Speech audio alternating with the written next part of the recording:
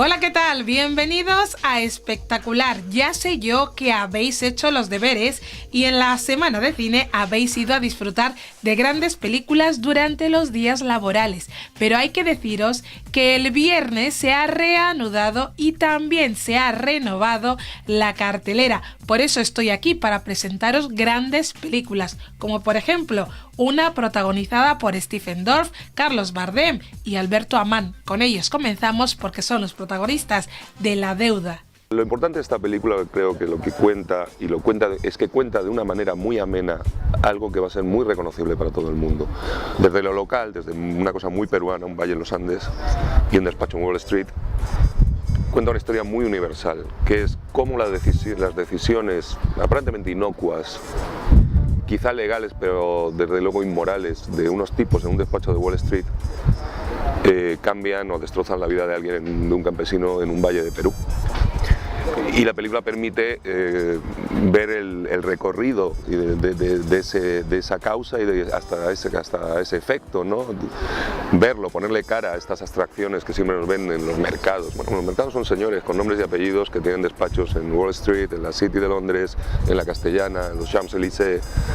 Y la película habla de eso, de cómo las decisiones de esas gentes que convierten a las personas y a los países en apuntes contables, que los cosifican, les quitan la humanidad, los convierten en números para mejor así robarnos, estafarnos y destrozarnos y recortarnos y hundirnos. A muchos para el beneficio de muy pocos. Ricardo, mi personaje, es un peruano de clase media alta, ¿no? Que viaja a Nueva York persiguiendo un poco el sueño americano de alguna manera, ¿no? O sea, Wall Street, gente de traje. Si bien el personaje de Stephen Dorff, Oliver, era el mejor amigo de mi hermano que ha fallecido, hay algo que nos une más allá de eso, ¿no? No solo mi hermano y la historia de amistad de ellos, sino que un poco él me adopta de alguna manera. Y yo en busca de ese sueño, ¿no? de prestigio, de dinero, de posición social, ¿no? de hombre de negocios y todo esto, que es un poco, digamos, de alguna manera sería esta figura del hombre de clase media que sueña con ser rico, importante, entre comillas, ¿no? Lo que el sistema ha vendido que es importante. Y bueno, y su viaje es un poco caer en cuenta, ¿no? De lo que tiene delante, de que donde se ha metido, que la imagen que él tenía de eso que perseguía en realidad no es tan importante, o no es lo que en el fondo conecta con su propia humanidad, ¿no? El tipo es un personaje bastante oscuro, entonces efectivamente esa es la maravilla de ser actor, eso es lo divertido. Yo suelo interpretar tipos como poco, digamos, complicados, y es muy divertido, es muy atractivo porque te permite jugar con lugares muy oscuros de tu alma que en la vida normal no puedes utilizar porque si no serías una muy mala persona. Entonces jugar a ser malo, interpretar es jugar, y jugar a ser malo es muy divertido. Me pasaron el guión, lo leí, me parece una historia fascinante, una historia necesaria, tipo de películas que a mí me interesa estar en ellas, que me gusta hacer, que son películas que sin ser moralistas o panfletarias o aburridas, esto es un thriller, pero que dejan una reflexión o una duda en el espectador, ¿no? Respecto a lo que estamos viendo, ¿no? Yo creo que esa es la función del cine que a mí me interesa, el cine como cultura, del cine que no tanto dar respuestas como sembrar dudas, preguntas en la gente que lo ve. Vuelve el mejor cine negro made in Spanish. Lo hace de la mano de Víctor Clavijo en la película Sicarius, la noche y el silencio. Tan solo deciros que es imprescindible. Cada año desaparecen sin dejar rastro unas 1000 personas en este país. Yo soy el causante de unas cuantas. Le propone una película, le propone un viaje de algún modo hacia un terreno bastante oscuro, en el que no te va a soltar ni un momento, te agarra, la película te agarra desde el principio, por lo menos esa es la sensación que me llega de gente que la ve, que me dice que la agarra desde el principio, que no le suelta, y le propone también un poco de humor, y le propone un buen rato, evidentemente, ¿no? Pero sobre todo le propone asomarse a un mundo que también ocurre a su alrededor en España y del que no es consciente, ¿no? Sicarius, bueno, porque es que, como dice el hombre que fuma, el sicario no es un invento del siglo XX, los sicarius nacieron en Roma. De hecho, Judas Iscariote, el apellido Iscariote, puede devenir de la palabra sicari, que es sicarios. Entonces, sicarius eran asesinos a sueldo romanos que se utilizaban ya hace 2000 años para matar a los enemigos. Entonces, La noche y el silencio. La noche y el silencio son dos personajes más de mi película dentro del personaje principal, que es el sicario. Él cuando actúa, cuando mata, se convierte en la noche porque envuelve sus víctimas. Hay víctimas que ni siquiera le ven aunque le tengan al lado, porque él se convierte en la noche, y se convierte en el silencio también para matar a esas víctimas, y porque esas víctimas al final se encuentran en el silencio más absoluto, que es la muerte. El guión, y que es un personaje, claro, como a priori cuando de repente lees un guión así dices, hostias, aquí hay un personaje telita, muy interesante, por supuesto, con muchos riesgos, por supuesto, con muchos riesgos. Evidentemente, como actor, sabía que era un personaje delicado, que podías pasarte de la raya y caer en el estereotipo, o quedarte corto y hacer un personaje que no fuese creíble, ¿no? Sabía que era un personaje muy delicado, que se movía en una línea muy fina de credibilidad. Y la complicación consistía en eso, en darle credibilidad a alguien así, cuando no estamos acostumbrados a ver un personaje así en nuestro cine, ¿no? Pero ese al mismo tiempo es el reto y es lo que me ponía, claro, es lo que me sedujo, ¿no? Que soy fan del cine negro creo que está a la vista, ¿no? Entonces, sí, es un género que siempre me ha gustado mucho, ya desde sus orígenes, ya no solo de cine negro, sino de novela negra también, y luego esa regeneración que sobre todo se hace en Estados Unidos en los años 70 con Scorsese, con Brian De Palma. Ahí digamos que ya, si desde el cine clásico estaba yo atrapado argumentalmente, ahí ya estaba atrapado visualmente. Entonces, la conjunción de esos dos estilos es lo que he intentado reflejar en Sicarius. Introduzco al espectador muy en el ambiente donde se mueve Víctor, o sea, que se convierta en un compañero de viaje de él. Para mí, fíjate, al principio era un poco el elemento que más me preocupaba de la película, porque consideraba que había demasiada voz en off, ¿no? Y que podía ser un peligro, ¿no? Y pensaba incluso que podía ser a lo mejor redundante, que podía a lo mejor redundar sobre cosas que ya veíamos en la película, pero Javier tenía muy claro que no iba a ser redundante, que efectivamente, lo que luego me he dado cuenta, he comprobado, aportaba detalles que no veíamos en la película, aportaba matices del personaje que no se veían ya en la película, ¿no? Pero para mí el peligro consistía en mantenerte otra vez en ese equilibrio, en esa línea muy delgada de no ser una voz monocorde. Evidentemente para mí la voz está dirigida a un solo espectador, pasa que evidentemente se dirige a toda una sala, pero es a un solo espectador a quien le cuento la historia. A priori yo me lo planteo así, con ese punto lógicamente de intimidad y con ese punto de sinceridad, pero sin caer en una cosa excesivamente natural porque pierde fuerza como narración, pero sin pasarme también de la raya e irme a ese lugar de algún modo de narrador de doblaje con la voz súper coloreada que no queríamos porque produce un cierto distanciamiento en el espectador, ¿no? Que quizás funciona a lo mejor en las películas dobladas, pero no en las películas en versión original española, ¿no? Entonces esa línea tan delgada para mí era muy delicada mantenerte ahí, pero sabíamos que era la ocasión para aportar otros elementos de la psicología del personaje que en la película estaban medio apuntados, pero que no estaban, de algún modo, no se hacía hincapié sobre ellos, pues como era el humor del personaje, como era de algún modo una cierta capacidad de reflexión poética, de reflexión filosófica sobre la vida. Bueno, era la ocasión para aportar esos otros elementos, ¿no? Soy la noche que enmascara tu conciencia. Soy el silencio que sale de tus labios. Sé siempre el más listo. Solo los listos sobreviven. Los tontos mueren antes. Pues ya sabéis, a ser más listos que nadie, sobre todo a la hora de elegir película cuando vayáis al cine. Aquí llegan los estrenos. Tu clase está revolucionada. Hay que tramitar urgentemente 3 expedientes disciplinarios. Paso de sus reglas. La cinta francesa La profesora de historia fue la galardonada con el premio a la mejor película Seminci Joven 2014. Basada en hechos reales, presenta a Anne, una profesora de instituto que este año se enfrenta a una clase muy difícil. Frustrada por su falta de ambición, desafía a su clase a participar en un concurso nacional sobre lo que significa ser adolescente en un campo de concentración nazi. Anne usará toda su energía y creatividad para motivar a sus alumnos.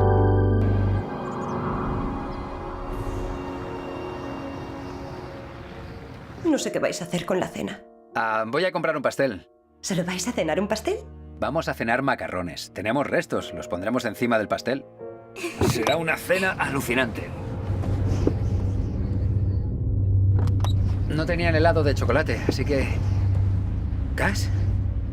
¿Cass? Ryan Reynolds, Scott Speedman, Mireille Enos y Rosario Dawson protagonizan el thriller Cautivos, dirigido por Atom Egoyan. La película, que compitió por la Palma de Oro en el Festival de Cannes, relata la desesperada situación de unos padres que pierden a su hija. 8 años después, algunos indicios perturbadores parecen indicar que aún está viva. Sus padres y los policías encargados del caso intentan descubrir el misterio de su desaparición antes de que sea demasiado tarde. Vale, ¿qué está pasando? Ideas. Hay un secuestrador y un observador. ¿Es posible que alguien me esté observando? ¿Quién te observa? En este páramo, yo soy el que huye de vivos y muertos. Un hombre con un solo instinto: sobrevivir. Regresa Mad Max de la mano de su director original George Miller, contando con las interpretaciones de Charlize Theron y ahora Tom Hardy encarnando a Max Rokatansky. Perseguido por su turbulento pasado, Mad Max cree que la mejor forma de sobrevivir es ir solo por el mundo. Sin embargo, se ve arrastrado a formar parte de un grupo que huye a través del desierto en un War Rig conducido por una emperatriz de élite llamada Furiosa. Así comienza una escapada de una ciudadela gobernada por el Señor de la Guerra, que moviliza a todas sus bandas y les persigue implacablemente en la guerra de la carretera de altas revoluciones.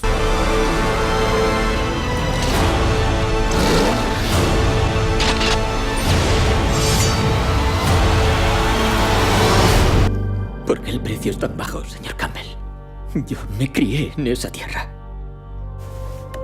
Presentada en el Festival de Cine de Málaga, La Deuda es un thriller de historias cruzadas, coproducida entre España, Perú y Estados Unidos, con tintes de drama político y con el mundo de la especulación financiera y la corrupción global como telón de fondo. La Deuda se centra en un ambicioso hombre de negocios que decide aprovechar la oportunidad de su vida y termina envuelto en una batalla por la tierra, el dinero y el poder. La película, protagonizada por Stephen Dorff, Carlos Bardem y Alberto Amam, entre otros, obtuvo el premio al mejor guión en el último Festival de Málaga. Nidia Bermejo obtuvo además el galardón a la mejor actriz en el citado certamen. Tenemos más del 25% de la deuda agraria de Perú.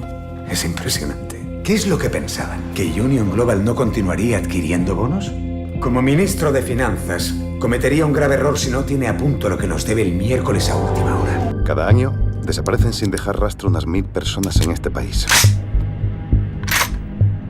Yo soy el causante de unas cuantas.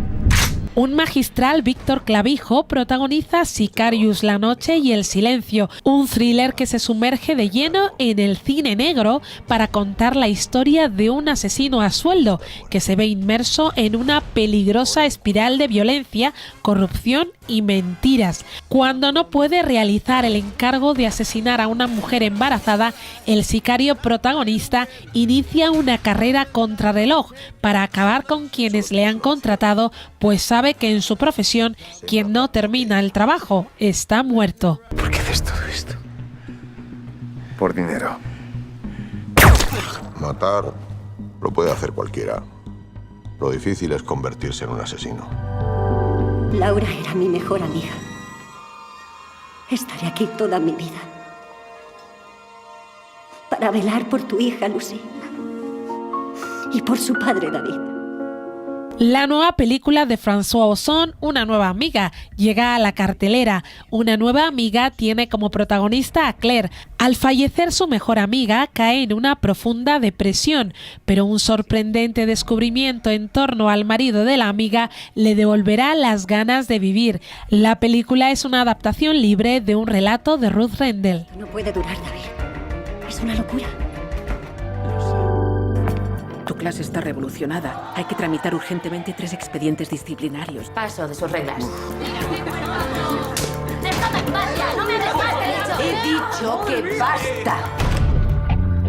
A mí me ha gustado mucho, las dos somos profesoras y hemos visto el ejemplo de la profesora, ¿verdad? La paciencia que ha tenido, cómo manejaba la situación. Y creo que se necesitan muchos profesores así ahora mismo, porque en realidad las aulas están llenas de niños así que necesitan paciencia, necesitan saberles llevar. Bueno, yo soy profesora y a mí me ha encantado porque muestra un poco la realidad también con la que nos encontramos muchas veces en las aulas, ¿no? Y que como profesor puedes sacar lo mejor de los alumnos si confías en ellos. La película muestra muchísimos valores, muestra pues el respeto a los demás, dentro de la diferencia, el valor de cada uno.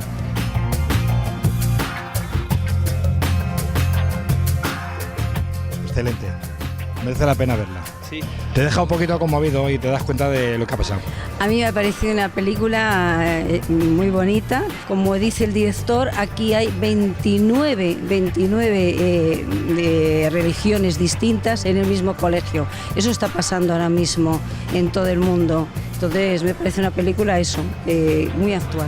Pues me ha gustado mucho la película, ha estado muy bien. El desarrollo que tiene de pluralidad y de unión de todos los pueblos, enfocado hacia ese tema del nazismo y del exterminio, que yo creo que todos debemos llevarlo a nuestro ambiente, a nuestro día a día. Para mí la película ha sido excelente. Pues demuestra primero la dificultad que tienen los profesores hoy en día de dar clase a la juventud, que está muy despistada, ¿no? Valores como estos hay que promoverlos, ¿no? Mabel Lozano ha dirigido de forma magistral el documental Chicas Nuevas 24 horas que se ha presentado en el Festival de Cine de Málaga. Esta es la entrevista que hemos hecho a Mabel para conocer todos los detalles de este escalofriante documental que da datos increíbles sobre este que es uno de los negocios más rentables ahora mismo. Soy una mujer, tengo madre, tengo hija, vivo en una sociedad, me muevo, veo lo que está ocurriendo con la mujer. Es verdad que yo he empezado como actriz, pero porque cuando yo era muy pequeña, en mi pueblo, que soy de un pueblo muy pequeño de Toledo, las mujeres no eran directoras de cine. Fíjate también qué importante es lo de tener referentes. Las mujeres hemos tenido muchos menos referentes. Por eso es cierto que hay mujeres directoras, pero menos, porque también nos hemos incorporado más tarde, por esto que te cuento de los referentes. Es decir, claro que había mujeres directoras de cine cuando yo era pequeña, pero yo no las conocía. A través del mundo de televisión o de cine que yo veía, solo eran hombres. Tanto de las teles como de las películas eran hombres, con lo cual yo empecé como actriz y siempre he tenido claro que yo lo que quería era dirigir, contar historias. Este guión yo lo he escrito con Alicia Luna, que es una guionista maravillosa que tiene un Goya por Te doy mis ojos, y con Susana Fernández, que es una amiga que ha trabajado en Médicos del Mundo, en Amnistía Internacional, una gran humanista. Yo en estos 10 años, aparte de abordar otros temas como el cáncer de mama, como el empoderamiento de la mujer madura o como la maternidad, siempre he vuelto a la trata, y he vuelto a la trata porque ya es un compromiso, es decir, es un compromiso ya, aparte de profesional como cineasta, personal sin duda. Entonces reiteradamente he vuelto y lo he contado desde todos los puntos de vista que se podía contar, desde las víctimas, desde el cliente, desde la educación, desde los jóvenes. Y tenía claro que quería contar lo que es realmente, y es el tercer negocio ilícito que más dinero genera en el mundo. Es decir, la compra y venta de mujeres y niñas genera 32.000 millones de dólares al año. Y es un negocio que se rige por los mismos parámetros que cualquier otro negocio. Si tú quieres, imagínate, vender botellas de agua, pues tienes que ir al manantial, escoger el mejor agua, embotellarlo, publicitarlo, venderlo, y el agua que te sale mala lo desechas. Entonces, a modo de masterclass de cómo mejorar tu negocio, cómo hacer que tu negocio sea más bollante, cómo generar mucho dinero, pues estamos explicando cómo funciona este negocio, que no es otra manera que captar la mejor materia prima, las mujeres en sus países de origen, las más guapas, las más bellas y las más vulnerables. Las niñas más pobres, las mujeres más pobres son las más vulnerables y las más bellas, y también las más jóvenes, porque cada día son más niñas. Es la captación de la materia prima. A esa materia prima, ¿qué tienes que hacerle? Transformarla. Primero el viaje, por supuesto un viaje que las mujeres contraen unas deudas tremendas, o que en muchos casos ellas mismas hipotecan sus viviendas o las de su familia para pagar ese billete. Esa deuda que contraen es la deuda que las esclaviza. Cómo llegan a los países como el nuestro, o como Alemania, o como Holanda, como todos estos países, y de repente, bueno, pues se pone a vender a estas mujeres como si fueran un objeto normal, es la cosificación del ser humano. Y luego hay que publicitar esa materia prima. Como cualquier producto que tú hagas, tienes que publicitarlo. ¿Cómo se publicita esto? Pues a través de las páginas de contacto de periódicos, a través de internet, a través de las apps, a través de todas esas formas que se publicita este producto, que se vende. Ahí está el cliente, esa complicidad que tiene el cliente, porque efectivamente si no hubiera demanda no habría oferta, y es así. Es decir, con la demanda incentivamos este delito.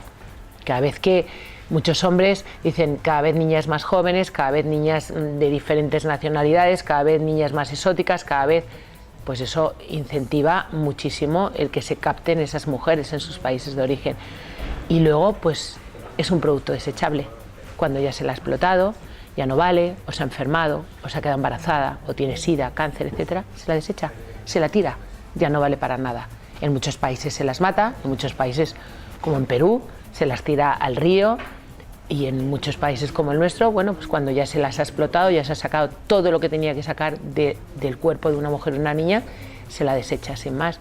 Entonces, bueno, pues lo que queríamos contar es eso, y además yo lo quería contar de una manera sin aditivos ni colorantes. Es decir, esta es la realidad, sin amarillismo, sin morbo.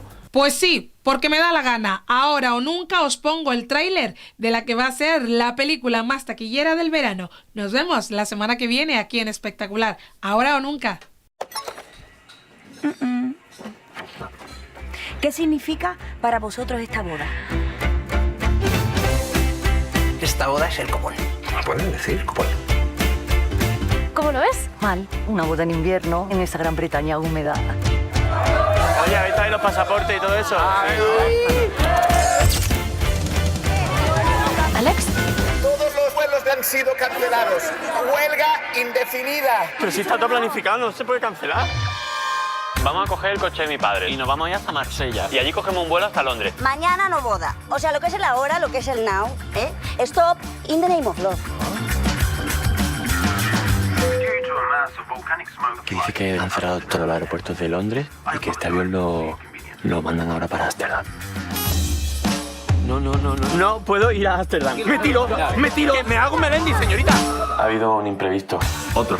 La boda se va a celebrar el lunes. ¿El vestido? ¿Vestido? No, el vestido bien. ¿Pero esto qué es? ¿Este traje de Franco? Habrá que buscar una solución, ¿no? Llamamos a Carmencita. ¿Qué? A la nietísima. Tengo la suerte de tener al mejor tío del mundo y que hago justamente antes de casarme. ¿Que hemos dejado la maleta en el taxi? ¡Taxi! ¡Maleta! ¡Soy el rey del mundo! ¡Que te va a dar con la cabeza en el puente! Hay que retrasar la boda un día más. Queremos de Malet. Deja al niño que hable, que él no se tiene que inventar ningún idioma. Los españoles sois unos chanchulleros. Me cago en todos los tulipanes y me sobra mierda para rellenarte los canales.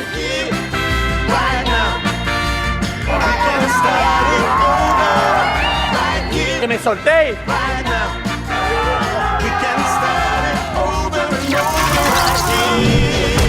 Alex, ¿es ahora o nunca? Ay, si no fuera por estos ratitos.